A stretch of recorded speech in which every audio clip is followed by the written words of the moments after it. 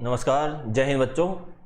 उम्मीद है आप सब बढ़िया होंगे। तो प्रीवियस वीडियोस में अब तक हम एटम का कंप्लीट चैप्टर कर चुके हैं।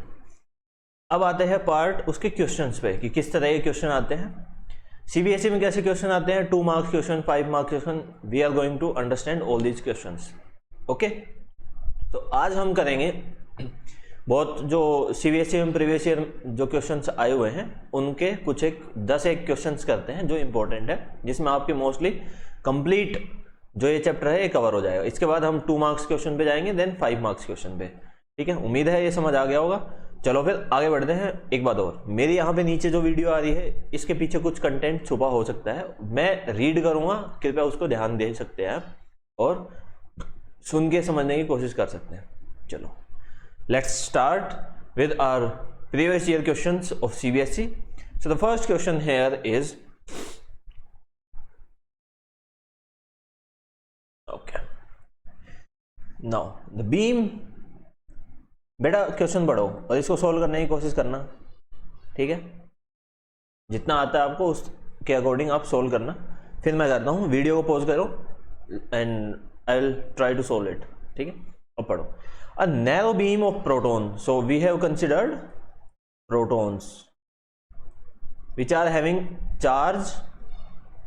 प्रोटॉन पे चार्ज क्या होता है? सेम, बस यहां पे पॉजिटिव हो जाएगा। मास ऑफ प्रोटॉन क्या होता है? 1.67 into 10 to the power -27 kg। And what is the mass of electron? बेटा बताओ, मास ऑफ इलेक्ट्रॉन 10 की पावर -31 kg। ठीक है, इसका अभी कोई यूज है नहीं, तो यहां तक ध्यान देते हैं। Proton beam each having energy, so energy is 4.1 mega electron volt, is approaching A sheet of lead having atomic number 82. Got it?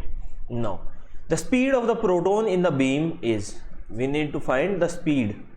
Okay, now just understand it that the beam, जो beam है हमारी means protons की, वो travel कर रहे हैं, एक energy है 4.1 मेगा इलेक्ट्रॉन वोल्ट। जब वो बीम ट्रेवल कर रही है तो उसके पास एनर्जी क्या है? Kinetic energy. So 4.1 mega electron volt is the kinetic energy of the protons. Hence we can write the kinetic energy of protons is equals to 4.1 mega electron volt, which will be equals to 1/2 mv square. M is the mass of proton, v is the velocity of the proton, and we need to find the speed of the proton. Speed का मतलब हम direction की बात नहीं करेंगे। तो इसमें अब देखो, ये जो वैल्यूज है कॉम्प्लिकेटेड है, लेकिन मैं आपको सोल्व करने का तरीका बता दूंगा, आप आगे खुद से सोल्व कर सकते हैं कैलकुलेटर का यूज करके।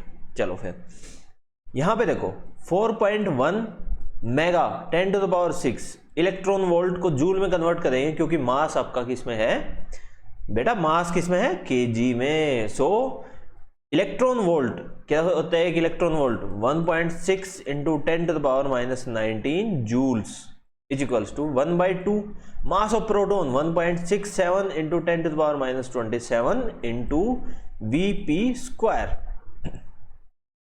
ये सब वैल्यूज को लेफ्ट साइड में लेके जाएंगे तो यहां पे क्या हो जाएगा? 4.1 into 10 to the power 6 into 1.6 into 10 to the power -19, 2 will be on the numerator and in the denominator we have 1.67 into 10 to the power -27। And इसका जब हम करेंगे 1/2 तो ये आएगी आपकी स्पीड ऑफ प्रोटॉन्स। समझ आ गया? अब आगे बढ़ते हैं। समझ आ गया? थम्स अप कर सकते हैं। चलो आगे बढ़ते हैं। Now the second part is the distance of its closest approach. Closest approach को मैंने आपको क्या समझाया था? क्लोजेस्ट अप्रोच का मतलब है कि कितना पास प्रोटॉन न्यूक्लियस के आ सकता है। कैसे समझते हैं? ये अपना न्यूक्लियस है, ये प्रोटॉन है, ये आ रहा है and it is having total kinetic energy. Now it came very near, ये पॉजिटिव, क्या होगा? रिपल्सन। तो पॉजिटिव रिपेल करेंगे, तो ये प्रोटॉन आके यहां से रिवर्ट हो जाएगा। ये जैसे ही रिवर्ट हुआ तो इस पॉइंट पे आपने पढ़ा होगा 9th में और 11th में कि यहाँ पे मिनिमम वेलोसिटी होगी, क्योंकि डायरेक्शन चेंज हुई है तो velocity should be minimum means 0। यहाँ पे 0 वेलोसिटी के बाद ये रिवर्ट करेगा, तो 0 वेलोसिटी का मतलब kinetic energy 0। So whole of the kinetic energy, यहाँ पे पूरी काइनेटिक एनर्जी आपकी kinetic energy is converted to the potential energy, ठीक है। और जब काइनेटिक एनर्जी आपकी पोटेंशियल एनर्जी के इक्वल हो जाए तो वहां पे जो रेडियस और डिस्टेंस जो होगा वो क्या होगा, डिस्टेंस ऑफ क्लोजेस्ट अप्रोच, समझ गए। चलो काइनेटिक एनर्जी कितनी है 4.1 मेगा इलेक्ट्रॉन वोल्ट, ये किसके इक्वल हो जाएगा, पोटेंशियल एनर्जी। अब पोटेंशियल एनर्जी का क्या फॉर्मूला है, potential energy is equals to mgh नहीं बच्चों, यहां पे क्या होगा 1/4 pi epsilon naught Q1 Q2 by R, ठीक है। अब Q1 क्या है, Q1 is are charge on proton into 10⁻⁻19। Q2 क्या है 82Z into charge on E, charge equals to E, so 82 times 1.6 into 10⁻⁻19, ये हो गया। ये दो वैल्यू यहां पे रख देंगे 1/4 pi epsilon not, 1/4 pi epsilon not की वैल्यू क्या होती है 9 इंटू 10⁻9 इंटू 1.6 इंटू 10⁻⁻19 कूलम्स का square into 82 divide by R। यहां पे ये वैल्यू रख लेंगे 4.1 इंटू 10⁻6 इंटू 1.6 इंटू 10⁻⁻19, ये पावर से ये कट जाएगा। R को हम लेफ्ट साइड में ले जाएंगे और इस कंप्लीट को राइट साइड में ले आएंगे, then we will get the value of R। Got it. चलो फिर समझ आ गया, थम्स अप कीजिए, आगे बढ़ते हैं। Now the next question will be in a Geiger Marsden experiment. ये जो दो साइंटिस्ट थे इन्होंने काम किया था रदरफोर्ड के under, means Rutherford is the supervisor of the lab and these are their two research scholars, ठीक है, जिन्होंने काम किया था। तो रदरफोर्ड एक्सपेरिमेंट को ही हम गीगर-मेर्सन एक्सपेरिमेंट भी बोलते हैं। So what is the distance of closest approach? Now we need to find the distance of closest approach to the nucleus. Nucleus के, क्योंकि यहां पे गोल्ड फॉइल ली थी, गोल्ड का क्या होता है Z79। यहां से आपके अल्फा पार्टिकल्स आए थे। अल्फा क्या मतलब है 2 times of protons, means alpha particles are positively charge and are having charge equals to 2 times of that of proton, ठीक है। यहां पे गोल्ड फॉइल थी। अब यहां पे क्लोजेस्ट अप्रोच निकालना, क्लोजेस्ट अप्रोच का मतलब गोल्ड फॉइल में एक जो न्यूक्लियस है, तो ये जो अल्फा पार्टिकल है कितनी पास तक आ सके। Same concept, kinetic energy of alpha particles will be equals to potential energy at closest distance. क्या हो जाएगा, काइनेटिक एनर्जी आपको गिवन है 7.7 मेगा इलेक्ट्रॉन वोल्ट, इसको यही कन्वर्ट कर लेते हैं 7.7 into 10⁻6 into 1.6 into 10⁻⁻19 joules. 1/4 pi epsilon naught Q1 alpha particle 2 times of that of proton charge, mass भी चार्ज भी, -19 into Z79 times that of R charge on electron divide by R। अब ये आपको समझ आ रहा है क्या, यस और नो बताना है। इसमें 79 का मतलब है कि 79 जो है आपके इलेक्ट्रॉन्स है। अब हाइड्रोजन एटम जो था उसमें एक इलेक्ट्रॉन था, तो न्यूक्लियस पे चार्ज भी एक प्रोटॉन था। यहां पे 79 इलेक्ट्रॉन्स है, तो गोल्ड को काउंटर करने के लिए यहां पे 79 प्रोटॉन्स होने चाहिए, ताकि टोटल एटम का मास मास नहीं, चार्ज न्यूट्रल रहे, ठीक है। यहां से आर की वैल्यू हम निकाल सकते हैं। So R will be equals to, ये सारी वैल्यूज को हम यहां पे भेज देंगे। अरे जूल्स में क्यों कन्वर्ट किया है? जूल्स में इसलिए कन्वर्ट किया है बेटा क्योंकि ये आपका 9 इंटू 10 टू द पावर 9, ये भी एसआई यूनिट में है, ये केजी में है, ये केजी में है। So everything is in the SI unit, so we must take the energy in the SI unit. And what is the SI unit of energy? Drop a comment, ठीक है। चलो ये आ गया समझ, चलो आगे बढ़ते हैं। So the next question is in GM experiment calculate the distance of closest approach. Same closest approach, ये आपके बहुत क्वेश्चन आते हैं। क्लोजेस्ट अप्रोच का डिस्टेंस निकालना है जब आपके पास गोल्ड फॉइल, क्योंकि देखो ये क्वेश्चन में आपके गिवन हो भी सकता है, रदरफोर्ड एक्सपेरिमेंट लिखा हो सकता है या गेगर मर्सन एक्सपेरिमेंट लिखा हो सकता है, लेकिन क्वेश्चन में गोल्ड न्यूक्लियस लिखा होगा। You must know the value of Z which is 79। So same concept लगाएंगे हम। 2.56 into 10 to the power -12 joule is the kinetic energy, क्योंकि calculate the distance for an alpha particle with energy, this is the energy, this is the kinetic energy which will be converted into the potential energy which is given by this charge on alpha particle 2 times of charge on electron, z times of charge on electron, z is equals to 79। मैं फटाफट बोल रहा हूं क्योंकि ये दो question हम कर चुके हैं। सो r की वैल्यू यहां से आ जाएगी, समझ गए। Now in the above experiment, अगर ऊपर वाला ही एक्सपेरिमेंट रिपीट किया जाए प्रोटॉन्स को लेके, means now we only have protons, so the only value that changes is, जो वैल्यू चेंज होगी बच्चों वो क्या होगी? 2 टाइम्स ऑफ इलेक्ट्रॉन का चार्ज। ये क्या था? अल्फा पार्टिकल का चार्ज। लेकिन अपने प्रोटॉन्स का चार्ज कितना होता है? वो होता है इलेक्ट्रॉन्स के चार्ज के equal. So this value will be now for part B हमने क्या करना पड़ेगा? For part B we have to solve it like kinetic energy will be equals to potential energy of protons. Now this is also protons, protons की kinetic energy इन्होंने कहा है same है, joule 1/4 pi epsilon naught. Now charge, proton का charge electron का charge इतना कितना 1.6 plus होता है बस, into 10 to the power -19 Coulomb's.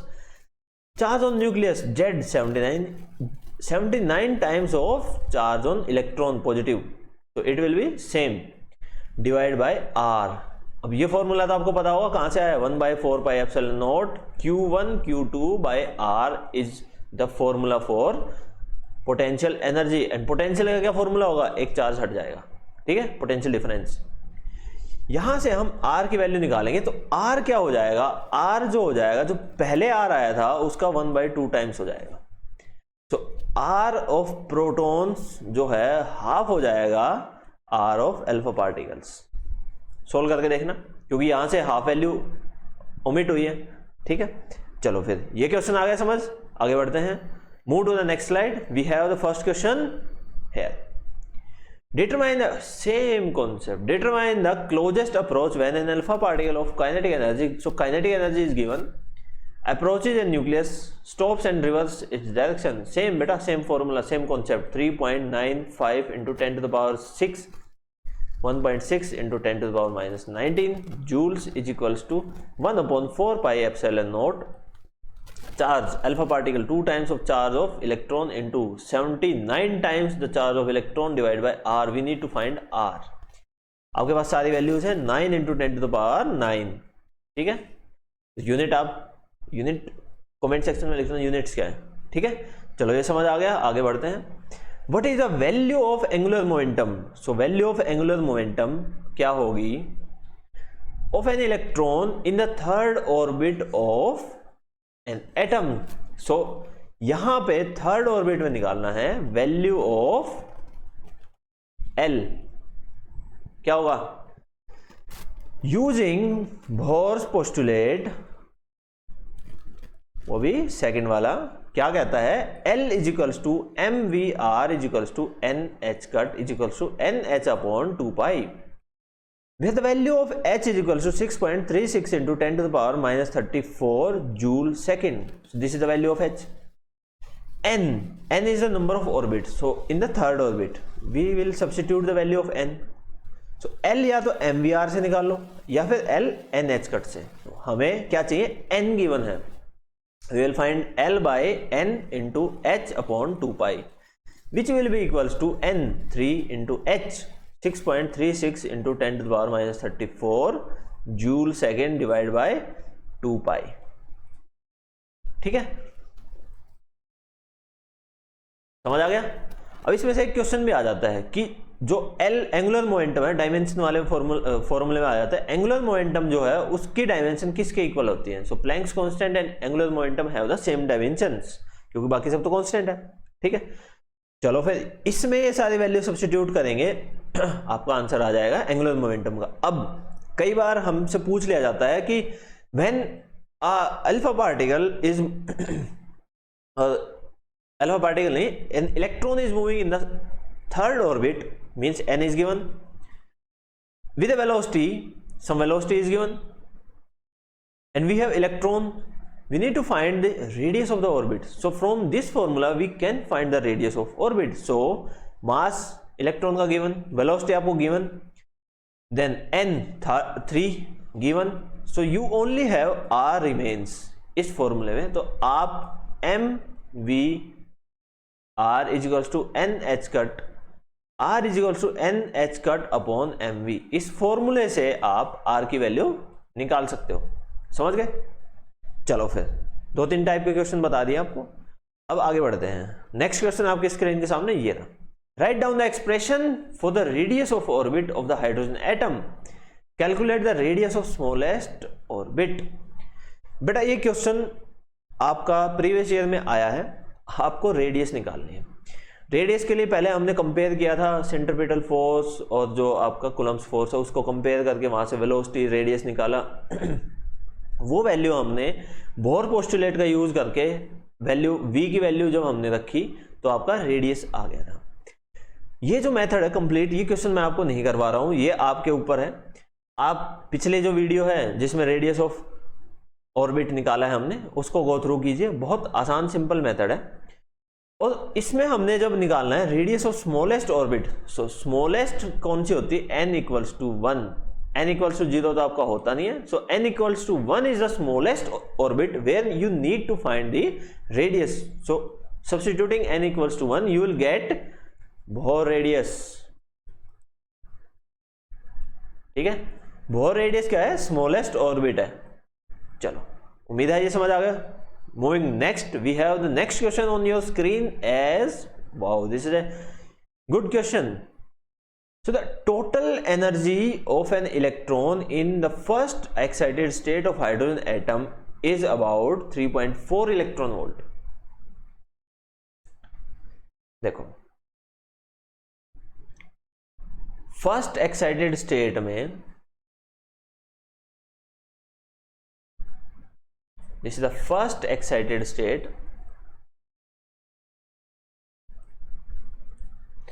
इसमें जो आपकी टोटल एनर्जी E टोटल वो कितना है, -3.4 इलेक्ट्रॉन वोल्ट. अब माइनस आपको बताया था ना, क्यों माइनस है, क्योंकि ये बाउंड स्टेट है. नो, ये हो गया आपको given question. You need to find what is the kinetic energy of the electron in this state. Kinetic energy आपको निकालनी है.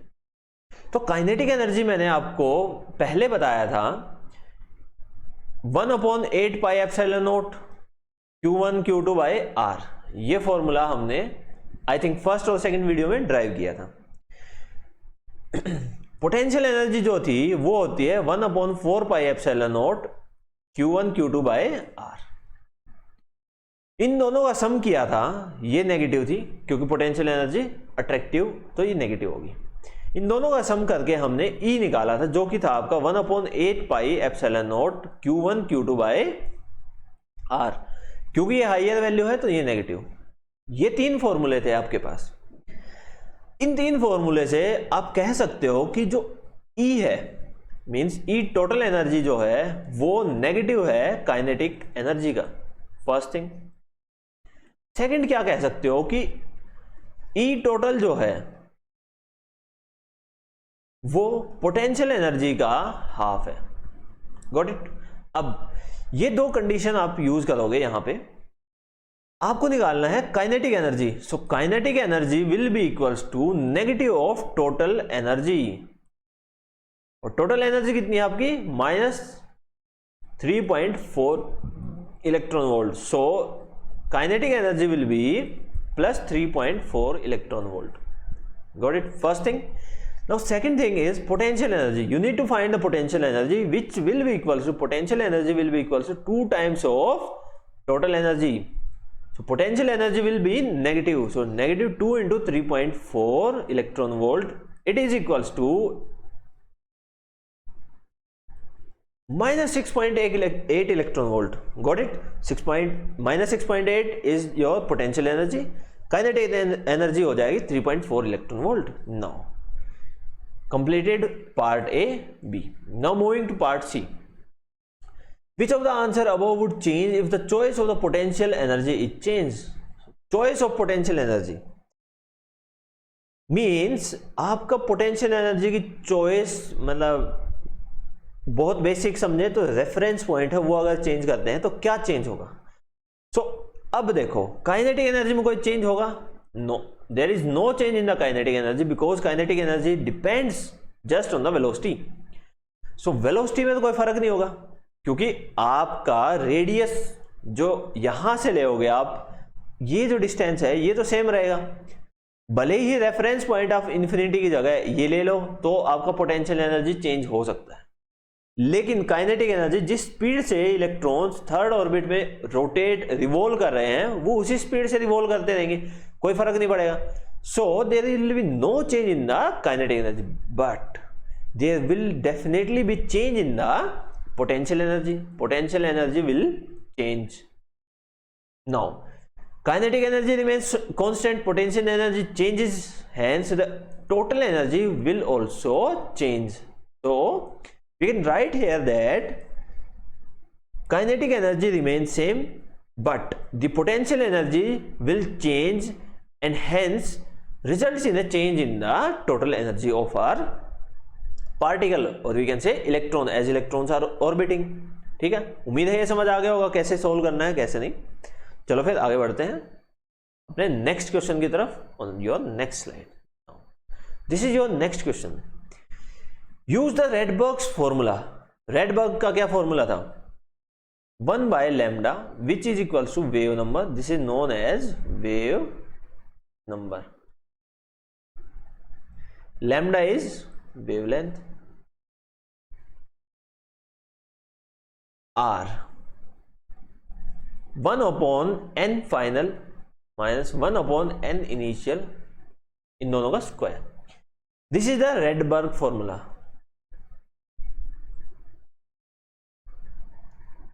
अब ये फॉर्मूला क्या कहता है कि जो आपके शेल है, जब electrons first, second, third, fourth, fifth से आपके फर्स्ट में आए, सेकेंड से फर्स्ट में आए, थर्ड से फर्स्ट में आए, फोर्थ से फर्स्ट में आए, means the final destination and final will B 1। तो उस स्पेक्ट्रम को, क्योंकि ये हायर टू लोअर आए हैं तो फोटॉन्स एमिट करेंगे, so this emission spectra lies in are Lyman series. Lyman, Balmer, Paschen, bracket, पीफर्न। So for पीफर्न n equals to 5, Lyman n equals to 1, Balmer n equals to 2, Paschen bracket 3, 4 and so on. ठीक है, तो ये आपका concept था spectral series का। Using this calculate the wavelength of 4 spectral lines. So 4 spectral lines means this is first, this is second, this is third and this is fourth. Means you need to find lambda bar or you need to find wavelength. So lambda bar आ जाएगा उसका 1/n lambda कर देंगे तो आपका wavelength आ जाएगा। So we need to find lambda bar equals to, अब पहले वैल्यू रख लेते हैं, 1 upon n final for Lyman series, final is are 1 minus n initial. Got it. अब देखो इसमें r की वैल्यू सब्स्टिट्यूट करेंगे जो कि आपकी गिवन है 1.097 into 10 to the power 7 SI unit metre. ठीक है, ये हो गया। हाँ, 1 माइनस 1 अपॉन NI स्क्वायर। ठीक है, ये आपकी वैल्यू हो गई। अब इसको क्या करना है, we need 5 initial value, n equals to 2, n equals to 3, n equals to 4, n equals to 5। क्योंकि 5 जब इलेक्ट्रॉन्स आपके फर्स्ट में आएंगे, सेकंड का जब फर्स्ट में आएगा एक स्पेक्ट्रल लाइन आ जाएगी, थर्ड का फर्स्ट में आया दूसरी आ गई, फोर्थ का फर्स्ट में आया तीसरी आ गई, फिफ्थ का फर्स्ट में आया चौथी आ गई। We need to find 4 spectral lines, so we will have lambda bar is equals to 1.097 into 10 to the power 7, 1 minus 1 upon 2 का स्क्वायर। इसको सोल्व करना बेटा, यहां पे 2 लिख देते हैं। n3 is equals to 1.097 into 10 to the power 7, 1 minus 1 upon 3 का square. Lambda 4 is equals to lambda by 097 into 10 to the power 7, 1 minus 1 upon 4 का square. And the final one lambda 5 bar is equals to 1.097 into 10 to the power 7, 1 minus 1 upon 5 का square. Substituting all these value, you will get 4 spectral lines. Okay, good. चलो फिर आगे बढ़ते हैं। Next question आपके screen के सामने ये रहा। Now this is a very interesting question, और इसको बहुत बच्चे छोड़ के आ जाते हैं। जैसे आपसे पूछा जाए कि कैलकुलेट द शॉर्टेस्ट वेवलेंथ, अगर ये क्वेश्चन आए तो एक क्वेश्चन बनता है आपका। ये भी आ सकता है calculate the longest wavelength, 2 question, और आपका ये तीसरा टाइप का क्वेश्चन है, longest as well as shortest. So बेटा अगर आपको कभी समझना है ना कि शॉर्टेस्ट जो इन्फिनिटी रखना है, लॉन्गेस्ट पास वाला रखना है, अगर आपको कंफ्यूजन हो ना तो आपको कुछ नहीं करना है, बस आपको दोनों वैल्यूज निकाल लेनी है। 2 से 4 मिनट फालतू लगेंगे, but you will get the value in your rough sheet. अब रफ शीट पे आपको वैल्यू आ गई है वेवलेंथ की, और डायरेक्टली आपको लैम्डा बार की वैल्यू आ गई है। तो जो वैल्यू लैम्डा बार की ज्यादा है, क्योंकि 1 अपॉन लैम्डा ये ग्रेटर तो लैम्डा स्मॉलर, तो लैम्डा बार की जो वैल्यू ज्यादा है वो आपकी स्मॉलेस्ट शॉर्टेस्ट हो जाएगी, और जो वैल्यू कम है तो वेवलेंथ हाईएस्ट हो जाएगी, लॉन्गेस्ट। दोनों केस में आपको एक ही चीज करनी होती है, जस्ट बगल वाली जो ऑर्बिट है एक तो उससे इलेक्ट्रॉन जंप करे, फर्स्ट थिंग। एक आपका हाईएस्ट क्या हो सकता है बेटा, मैंने आपको बताया इन्फिनिटी। सो इन्फिनिटी से अगर जंप करे तो ये 2 केस बनते हैं। अब पहले तो हम लिख लेते हैं formula, lambda bar is equals to 1 upon lambda is equals to R 1.097 into 10 to the power 7, 1 upon final Pfund series, for Pfund n final will be 5, Lyman Balmer Paschen Brackett Pfund 5, 1 upon 5 का square minus 1 upon initial का square. Now you have to take 2 values, you need ni is equals to infinity और ni equals to 6, then find the value lambda bar 1.097 into 10 to the power 7, 1 upon इसको infinity है 1 upon 25 minus 1 upon infinity का square, it will be 0, क्योंकि 1 upon infinity क्या होगा 0, क्योंकि 1 upon जैसे 1 upon infinity is equals to 0, क्यों, इस 0 को यहां ले जाओ, 1 upon 0 is equals to infinity.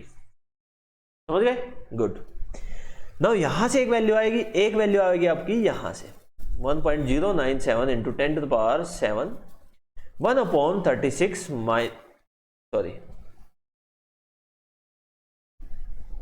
1 upon 25, कुछ ज्यादा फास्ट फॉरवर्ड कर गया मैं, अपॉन 1 अपॉन 6 इंटू 6 36। इसको सोल्व करेंगे 36 minus 25 divide by 36 into 25 into Rydberg constant. ठीक है, ये दो वैल्यूज आप सोल्व करोगे, you will gate lambda bar. From lambda bar find lambda. यहां से आपको shortest longest you will get the idea. Got it? थोड़ा सा यहां से देख सकते हो 25 माइनस किया गया है तो यहां से लॉन्गेस्ट बनेगी, यहां से शॉर्टेस्ट बनेगी, क्योंकि 1/25 just 1/25 it is something more peculiar. ठीक है, उम्मीद है आपको यह समझ आ गया। The last question will be here. This is very interesting question, you must focus on this question. क्या लिखा है? An hydrogen atom can be excited with an electron beam of energy 12.5 electron volt हमें निकालना है। अब देखो इस question को समझो, ये आपका हाइड्रोजन एटम है, यहां पे इलेक्ट्रॉन इलेक्ट्रॉन इलेक्ट्रॉन इलेक्ट्रॉन नहीं है, क्योंकि हाइड्रोजन एटम में एक इलेक्ट्रॉन होता है विच will be on your first. अब इसकी एनर्जी क्या होती है? -13.6 इलेक्ट्रॉन वोल्ट। मींस अगर आप -13.6 इलेक्ट्रॉन वोल्ट पे +13.6 इलेक्ट्रॉन वोल्ट दोगे तो ये इलेक्ट्रॉन एमिट हो जाएंगे। It goes to the infinity, means to the bound unbound state. अब अगर बाहर से इलेक्ट्रॉन्स की बीम आई तो ये जो इलेक्ट्रॉन पे स्ट्राइक करेंगे तो इलेक्ट्रॉन्स बाहर निकलेंगे या नहीं निकलेंगे, किस पे डिपेंड करता है? उनकी एनर्जी पे। अब अगर एनर्जी 13.6 होती तो इलेक्ट्रॉन्स निकल जाते, बट ये कितनी है? 12.5। 12.5 है तो मतलब इलेक्ट्रॉन्स आपकी हायर एक्साइटेड स्टेट में जाएंगे। अब किस हायर एक्साइटेड स्टेट में जाएंगे, कितना ऊपर तक जा सकते हैं, वो हमें निकालना है। समझ आया? क्योंकि ये एनर्जी इतनी नहीं है, आपके इलेक्ट्रॉन्स एटम से बाहर नहीं निकल सकते, क्योंकि +13.6 अपने को आयनाइजेशन एनर्जी है। Means atom will get ionised by removing the electron. Electron beam का ये समझो बाहर से एक्सटर्नल फोर्स है जो आपका लगेगा इलेक्ट्रॉन्स पे, लेकिन वो एक्सटर्नल फोर्स सफिशिएंट नहीं है कि एटम से उसको निकाल दे। सो अगर इतना सफिशिएंट नहीं है तो क्या होगा? इलेक्ट्रॉन्स हायर एक्साइटेड स्टेट में चले जाएंगे। अब जो एनर्जी बचेगी कितनी होगी? E will be equals to -13.6 electron volt plus 12.5 electron volt will B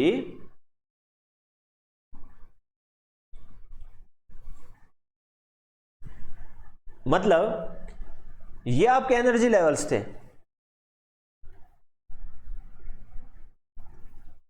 यहां पे कितना था? 13.6। यहां पे कम वैल्यू थी, यहां पे और कम, यहां पे और कम, यहां पे और कम।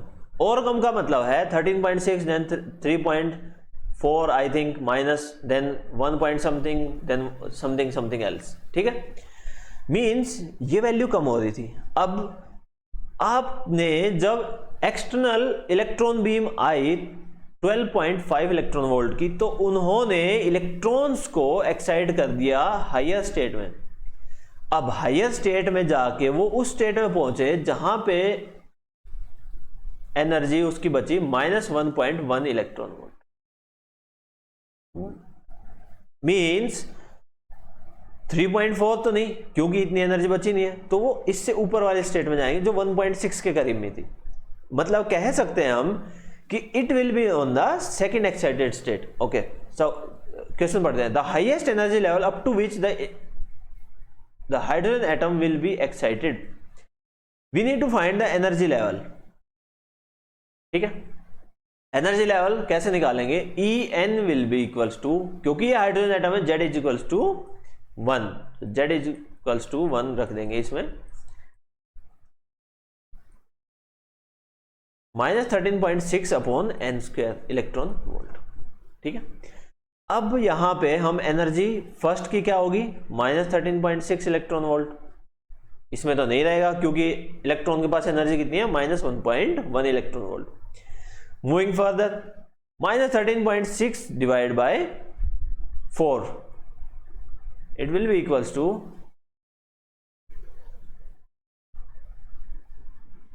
-3.4। -3.4 में भी नहीं रहेगा क्योंकि इसकी एनर्जी इससे कम है। अब आपको देखना है E3 -13.6 electron volt divide by 9।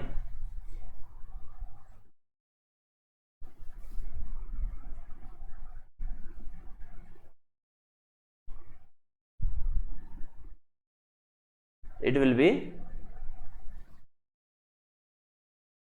approx 1.5 minus. अब इसके फर्दर जाएंगे तो वो एनर्जी और कम हो जाएगी, ठीक है। तो आपका मैक्सिमम जो इलेक्ट्रॉन हो सकता है वो थर्ड ऑर्बिट में हो सकता है। So the highest energy orbit which the hydrogen atom will be excited is n equals to 3, means second excited state, ठीक है। The longest wavelength in the Lyman and Balmer series of the hydrogen atom is, we need to find the longest wavelength. Longest wavelength वहां तक आ गया था ना समझ। n equals to 3 आपकी maximum feasible range है। n इक्वल्स टू 4 क्यों नहीं लिया? देखो -13.6 अपॉन 16, इसको काटोगे तो ये 1.1 से बहुत कम आएगा। मीन्स हमें उस स्टेट तक यहां पे 13.6, 3 पॉइंट समथिंग, 1.5 एंड यहां पे कुछ। अब इस एनर्जी लेवल, क्योंकि ये हाई एनर्जी है, इस हाई एनर्जी तक आपका जाने के लिए इलेक्ट्रॉन के पास एनर्जी है ही नहीं। इलेक्ट्रॉन जा कहां सकता है? यहां तक, ठीक है। सो the longest wavelength in the Lyman and Balmer series of the hydrogen atom will be, now longest, for the longest we have 97 into 10 to the power 7, 1 upon Lyman 1, this is for Lyman, this is for Balmer, this will be the same 1 upon Balmer 2 का square -1 upon क्या होगा? Longest wavelength के लिए infinity रखते थे, infinity यहां पे है नहीं क्योंकि इन्फिनिटी तक जा नहीं सकते थे, तो मैक्सिमम क्या जा सकते हैं? 3, सो वी विल सब्स्टिट्यूट 3, ठीक है। समझे? पहले इन्फिनिटी तक जा सकते थे, लेकिन इस केस में आपने लिमिट कर दिया कि जो इलेक्ट्रॉन्स हैं उन्होंने उसको एक्साइट करके उस स्टेट में पहुंचा दिया, तो we will have n equals to 3, not infinity. So solving these values you will get your answer. चलो नेक्स्ट देखते हैं।